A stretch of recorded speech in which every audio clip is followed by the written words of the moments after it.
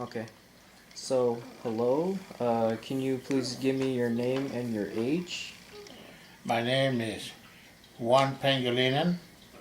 I am 74 years old. 74. Okay, and where are you born at?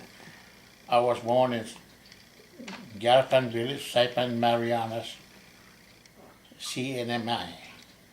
Can you describe your childhood for me? I was a good child growing up, mostly in a farm. Then I attended the elementary school in Chalancanoa from first grade up to sixth grade.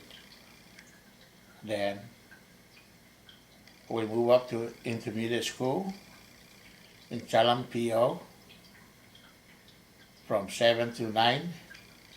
Then I entered high school, junior high at Mount Carmel Catholic High School.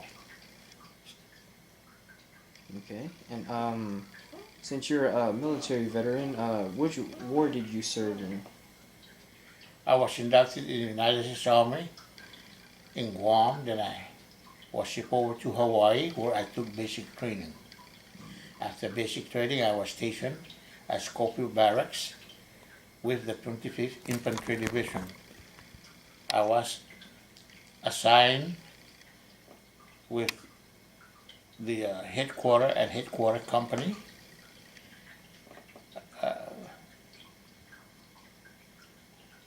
First Battalion, 14th Infantry, Golden Dragon. I was there for 3 years, the 25th Infantry Division. Then from there, I went over to Fort California, where I was assigned at CDEC, Combat Development Command. I was stationed at Fort Ord. Then we go over to Honolulu. That's where I was training most of the time. I was there, going back and forth from Honolulu to Fort Ord. I was stationed there for 2 years. Then I got levied, in other words, transferred over to Vietnam in 1967. 67 to 68. I was there during the Tet Offensive in Vietnam, South Vietnam. And then in 1968, I left Vietnam. I went back to Fort Polk, Louisiana, where I was a drill sergeant. Drill sergeant is to train a new soldier that come into the army. After that, they sent me to Germany. Then again from Germany in 1969, I was assigned with the Rock of the Marne, 3rd Infantry Division. I was stationed there at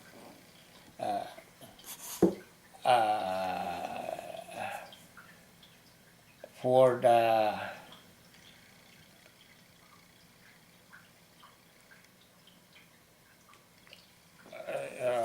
was with the 3rd Division. And then from there, I was sent over back there to Vietnam again in 1969 to 1970. From 1970, I went to Panama Canal Zone. I stayed there for 2 years. Then I went back to Fort Ord again, California, where I spent 2 more years in California, Fort Ord. And then I went back again to the Canal Zone, Panama. I was with the mechanized in Panama guarding the canal. From there, I was back to Fort Ord again for the third time. Then from Fort Ord, after 6 years in Fort Ord, I was sent over to Korea, South Korea. I spent 1 year in South Korea as a training. I was in charge of scheduling training schedule. We schedule the company what kind of training they're gonna do per week. And then when I left Korea in 1980, I was assigned to Fort Benning, Georgia. I was with the mechanized Fort Benning, Georgia. From there, I stayed there for 4 years. I retired at Fort Benning, Georgia. Then from Fort Benning, Georgia, I come back to California, where that's the end of my military career, 1984. 1984. So all of this was happening in which branch again did you say that you served in? I was in the United States Army United States Army. Why pick that particular branch for? because I want to be in the Army. There's no special reason. I just want to be in the Army Why did you decide to enlist? because it's a career, it's a job security. Army is some people like to spend 20 years or more in the Army or any military service because they love to serve their country. I happen to love to serve my country. That's the reason why I stayed in the Army for 40 years, where I retired. How did you feel leaving home for training camp the first time? At the time, when I first left Saipan to Guam, I know it's gonna be, I'm gonna be away from home, not seeing my mother and my brother and sister. So I feel kind of sad because it's gonna be a while before I go back home to see them. But after that, I get used to it. I consider the military career is at home. Can you describe your early days in training camp? Like, what was it like? The training, when you first got into the service, they send you over to basic training. That's the first thing. That's the first training that you get, that you go in the military. Everybody got to go to basic training or boot camp. It's a hard training because you never have gone to that kind of training. You're not used to it. You're not used to the screaming and the harassment and all the hard training. Once you get used to it, it's no problem. But then when you graduate from basic training after 6 weeks, you're assigned to your regular unit. You're already in good shape, so training with your regular unit is no problem. It's just like playing any other game. I'm used to it. Okay. Did you ever rise to the ranks of the military? Like, how far did you go? Like, did you hold any title specifically? Yes, I was a platoon sergeant. I was sergeant, staff sergeant. When I was in Vietnam, I was a platoon sergeant. When I come back here in the United States or overseas, I was a platoon sergeant. I was also an instructor at Fort Benning on the new ITV. It's a missile launcher, a nighttime missile launcher. I train the new recruit how to familiarize themselves with the new equipment and know how to shoot and accurately hit the target. Okay. What was the first thing you think of when you hear about Vietnam?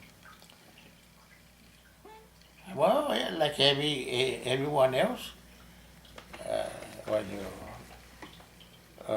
think about Vietnam, you think about combat duty, where you shooting at your enemy, the enemy shooting at you, so it's kind of scary. Everybody feels that way, I believe. So when I get to Vietnam, I was still scared because of the unknown. Once I get used to it, I took it as a regular duty, something that I have to do, something that I have to do for my country, because my country sent me there. I have to do the best that I know how. Fighting for your country is an honor to do that. Every American citizen should join the military and serve their country. That's my opinion. We depend, without the military, we will not have the freedom that we cherish today. So that's the reason why it is important that everybody, American citizen, boys or girls, should serve in the military to defend their country. That's my opinion. You're saying everyone should at least do maybe a couple months, a couple years, maybe it should be At mandatory. least 3 years. 3 years. Like going into a combat zone, or just doing things in general, like communications or anything else. It doesn't have to be combat zone. Anything that helps. We are now involved ourselves with a lot of adversary around the world. So whether you're sent to challenge your adversary to the defense of our country, or in peacetime, everybody should be involved, whether in peacetime military or in wartime military. Everybody should. Okay. That sounds fair enough. As someone who's never went to Vietnam, can you describe it? Like, how was the weather and stuff? Like, The weather in Vietnam, it has only two weather, unlike the weather that we know here in the United States, where you have 4 seasons. In Vietnam, you got only 2 seasons, i.e., wet and dry. During the wet, we call it monsoon season. And if you in Vietnam as a soldier, as an infantryman, you be soaking wet 24 hours a day, because you're out there in the jungle, out in the open, and you be soaking wet all the time during the monsoon season. That's the wet season. During the summer, it's so hot, so you're dry, but again, there's a lot of mosquito. Mosquito love hot weather, and they got malaria mosquito, female anopheles, that contain the disease of the malaria bug. That's I was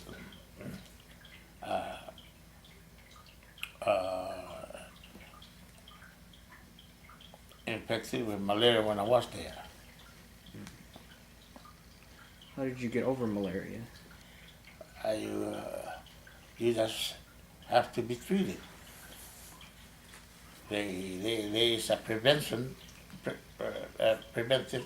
medicine that they give each soldier when you're in Vietnam, where there is some malaria. Pills, you take it daily. Daily pills? So, how many tours did you serve there? I served 2 years in Vietnam, different year. You only go there for 1 year at a time, but I went there twice, so I served 2 years altogether. Why did you serve 2 tours? First time that I served, I was sent there by the army. Second time, I volunteered to go back. How come you volunteered to go back? Say again? How come you volunteered to go back to Vietnam? Because I wanna see action. You wanted to see action? Combat action. You missed the combat action? Not that I missed, but partly because we're still there and they need people there. So I served the first time, so I know what's going on. So I like to go back and provide my expertise. You felt like you weren't finished serving yet. Is that right? Say that again? You felt like you weren't done serving yet when you wanted to go back? Not really. It just happened that I decided to go back for the second time. Okay. Did you you fought in the combat zone, you said? How is it fighting in a combat zone? You're scared. Everybody's scared to fighting your enemy. They got the same weapon that you have. They aiming at you to either to kill you or maim you. So it's a scary thing. But you got to get over with. You got to get over with that stuff. Because if you don't, then that's what gets you in trouble. You can freeze up when the enemy appears, and when you freeze up, that's when you get hurt. So you gotta get over with. Say it to yourself, or tell everybody that this is natural to be scared. Everybody's scared, but you got to get used to it because your life depends on it. You wanna stay alive. You're gonna have to get over with that fear. Okay. What is let's talk about My Lai. What is the infamous My Lai massacre? What is that? Well, the only thing that I know about My Lai massacre is some province in South Vietnam, when an American troop went in there and they were getting shot at by the VC. So it's just natural for anyone to get mad and fight back. And sometimes when you have that kind of feeling of fight back, you overlook who is the enemy and who is the non-enemy in the area. I do not condone the action of My Lai, but bear in mind as a human being, you have that animosity feeling towards your enemy. So remember, that's what happened here during World War II when the Japanese invade uh, Pearl Harbor. The American people, the feeling of the entire American people toward the Japanese, is they feel hostile toward the Japanese, and we have Japanese during World War II, during the invasion of Pearl Harbor. We got Japanese here in the United States, and we did something wrong to those guys because of what I described. You have that kind of feeling. You feel animosity toward your enemy, and even though they are non-combatant, you still have that feeling. We are human beings. We feel that way. Those that didn't overcome that kind of feeling, they fell to that kind of stuff. Although I do not condone because they are not a combatant, but as a human being, we feel that way. It's wrong, but So you understand why they did it, but yes, I understand that's part of the reason, like I described with the Japanese here in the United States during World War II. Nobody got no. I'm pretty sure that they someone did something wrong to the Japanese here during the internment. I'm pretty sure of that.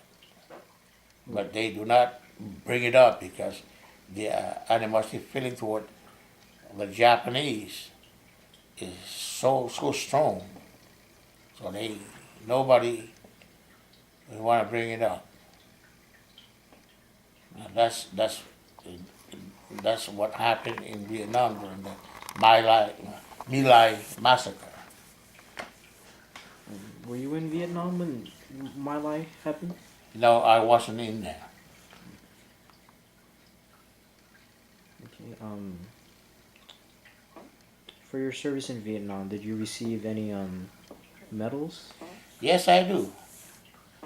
I received the Purple Heart, the Bronze Star, and the Silver Star. How did you get them? Uh, the Purple Heart, you only get the Purple Heart when you are wounded in battle, in combat. That's all the way you can receive a Purple Heart.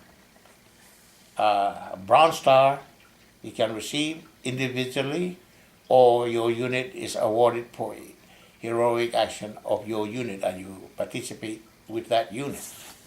The Silver Star, you receive it because it's an individual action. In my case, it's an individual action. You put yourself in harm's way. You disregard your own safety or your life to help your other the other soldier. So that's what happened. With no, you're not thinking about receiving a medal. There's no soldier that go out there, expose himself to rescue or to help another fellow soldier, thinking that by doing this I'm going to get a medal. You don't think about that. You do it because it is your duty as a soldier. When you see a fallen soldier next to your left or to your right or to your front, it is your duty to help. And if you have to expose yourself, put yourself in danger, even your life, then you do it automatically. And that's what happened in my case. That's how I received the Silver Star, the third highest award in the nation. The highest one is the Medal of Honor, the Distinguished Service Cross or the Navy Cross, And the third one is the Silver Star. Silver Star. Yes.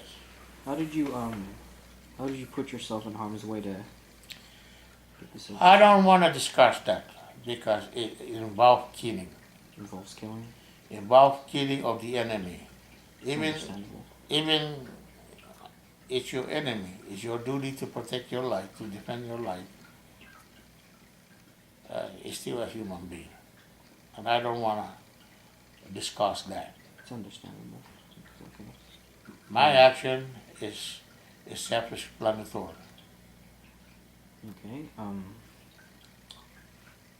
What do you, what did you first think of when you found out that that North Vietnam conquered the South?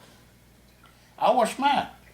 I'm pretty sure everybody that went to Vietnam, when they knew about that the fall of South Vietnam, they were mad because there were thousands of American soldiers and allies that wounded and killed in Vietnam.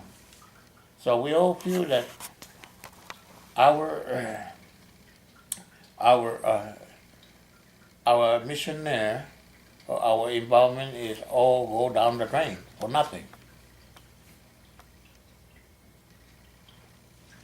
Look at Korea. Korea is we helped them during the Korean War. We repelled the North Korea and the Chinese because the Chinese were involved too during the Korean War. And look, the South Korea is still holding on.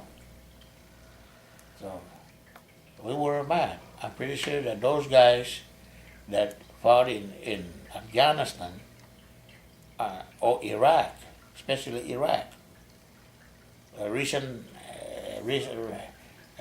event where the Iraqi soldiers they just throw down their weapon and leave the battlefield. They let ISA. That's the reason why we have ISA now, because they're strong because they got our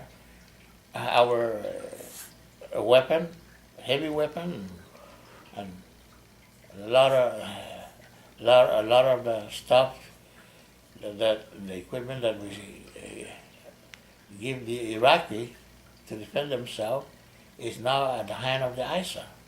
So now we're paying dearly for that. So that's the same thing in Vietnam. We give them tanks, we give them armored personnel carrier, we give them helicopter, and when the North Vietnamese soldiers start coming down to the south, they throw away their weapon, all the equipment, and they disappear among the civilian populace. So you ask me what I feel pretty bad about it. A lot of my fellow soldiers that fought in Vietnam feel the same way. Okay. How did you feel coming home? How did you deal with all the things you saw in Vietnam?